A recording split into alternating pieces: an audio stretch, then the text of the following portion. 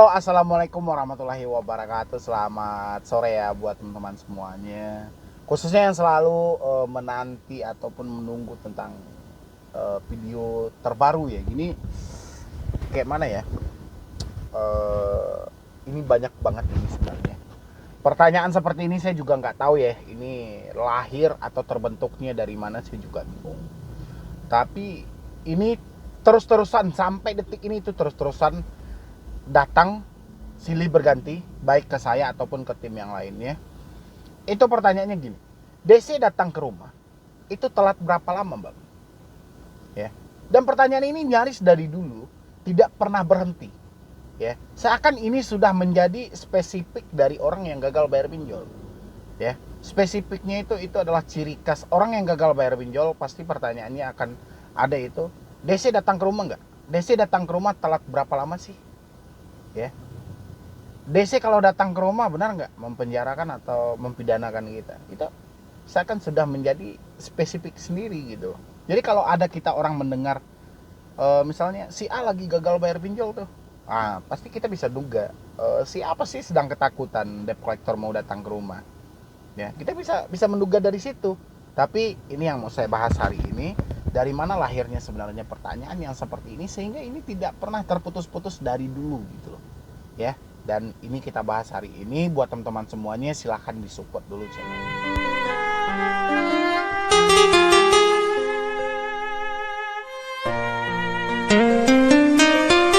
Datang ke rumah itu telat berapa lama? Ya, biasanya mereka untuk datang ke rumah. Pertanyaan ini tidak pernah berhenti, sejak dulu tidak pernah berhenti, terutama buat mereka yang gagal bayar atau yang baru menemukan channel ini mungkin ya. Karena setiap hari itu saya nambah subscribernya itu sampai 500 orang setiap hari, dan saya yakin itu semua dari pertama algoritma YouTube yang mengarahkan ke tepat sasaran. Mungkin mereka yang selalu mengotak-atik tentang pinjol sehingga ditawarkan atau disodorkan oleh YouTube ini channelnya misalnya gitu ya. Atau bisa jadi karena dia nampak dari pembahasan solusi hutang yang serba terbuka, tidak ada yang ditutup-tutupi, seperti apa faktanya, seperti apa kejadiannya ya seperti itu yang dibahas gitu loh. Sehingga lahir pertanyaannya, DC datang ke rumah itu telat berapa lama gitu loh. Ya. Dan biasanya pertanyaan ini kalau sekali saja saya jawab, pertanyaan ini bisa berantai nih. Setelah itu DC datang ke rumah telat berapa lama, habis itu baru lagi kapan DC akan berhenti meneror. Biasanya pertanyaannya berantai itu setelah datang ke rumah gitu ya. Setelah itu petugas lapangan di daerah saya benaran ada atau tidak? Saya jawab 1000 kali pun 1000 kali juga mereka tidak akan masuk ke dalam pikiran mereka gitu. Ya. Kenapa? Karena halusinasi yang ada dalam pikiran mereka sudah melampaui fakta dan kenyataan yang sebenarnya.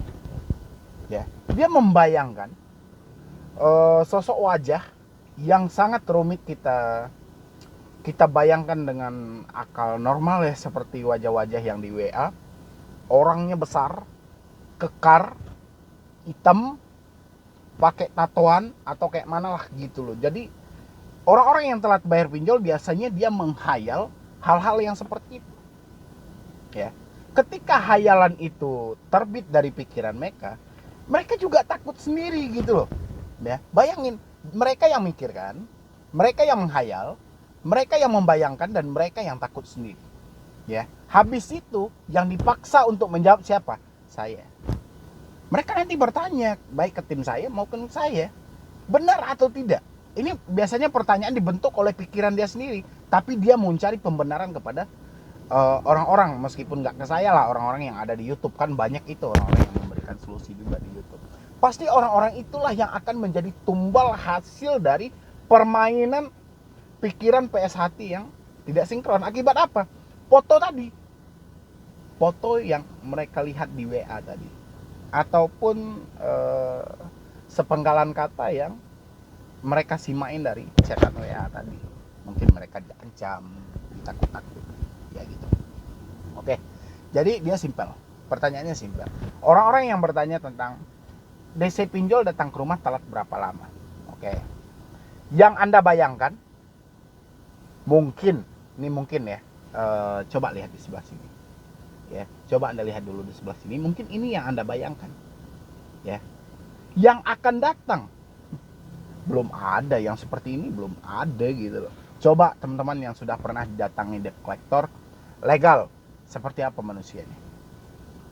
Ya. Seperti yang Anda lihat di foto WA kah? Tidak mungkin. Ya. Makanya saya bilangin selalu sama teman-teman semuanya, saya bilangin selalu. Kalau Anda bertanya kepada saya, DC Pinjol datang ke rumah telat berapa lama?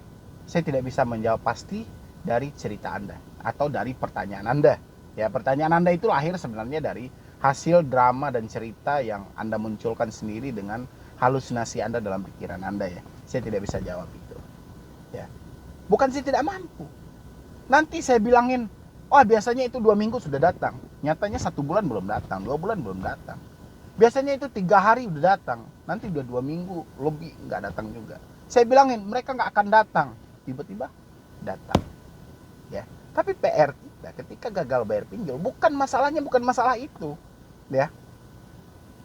Debt collector diajak bekerja sama oleh pihak pinjol atau pihak perusahaan yang menyewa mereka. Tujuan mereka apa? Uang. Sama. Mereka kerja. Sama, mereka manusia. Ya. Tapi yang menjadi ketakutan daripada Anda adalah hasil pemikiran Anda tadi. Yang faktanya, foto yang saya lihatin tadi itu tidak akan pernah muncul ke hadapan Anda. Ya, tidak akan pernah muncul. Yang muncul itu biasanya kita agak ragu juga ya nyebutin ya, disebutin laki-laki nanti enggak, disebutin wanita nanti juga enggak gitu loh. Tapi Anda lebih paham mungkin pada saya gitu loh. Yang datang itu pasti cuma seperti itu. Ya. Adapun bang yang wajahnya mungkin agak sangaran dikit gini segala macam, oke, kita nggak peduli. Wajah mereka sangar, tubuh mereka kekar. Ya. Poinnya apa? Mereka tujuannya menjemput uang kepada kita. Mereka bekerja. Ya. Dia mendapatkan tagihan dari kita, mereka dapat gaji. Mereka tidak mendapat tagihan dari kita, mereka tidak dapat gaji. Ya, sampai di situ Anda juga belum tidak paham gitu loh. Tanya ke diri Anda seberapa panik Anda saat ini. Ya. Kalau tingkat kepanikan Anda terlalu tinggi, jangan paksakan mencerna ucapan saya, sulit banget. Nah, tapi kalau Anda lagi santai, lagi slow, pikiran Anda memang benar-benar jernih saat ini, Anda akan paham maksud dan pembicaraan saya. Ya. Tapi kalau orang panik tidak akan bisa. Kan saya bilang tadi 1000 pertanyaan mereka, 1000 yang saya jawab, 1000 pula yang tidak mereka pergunakan. Jadi mereka itu bertanya bukan mencari solusi, tapi mereka hanya ingin berlindung, meyakinkan diri mereka tentang hasil pemikiran mereka tadi. Bukan hasil fakta yang sebenarnya tidak, tapi tentang hasil pemikiran atau kolaborasi antara pikiran dan hati mereka yang tidak sinkron. Akibat apa? Foto WA yang sangar mereka lihat. Ya. Padahal jalan untuk mengatasi online ini adalah offline. Kita harus berani bertatap muka.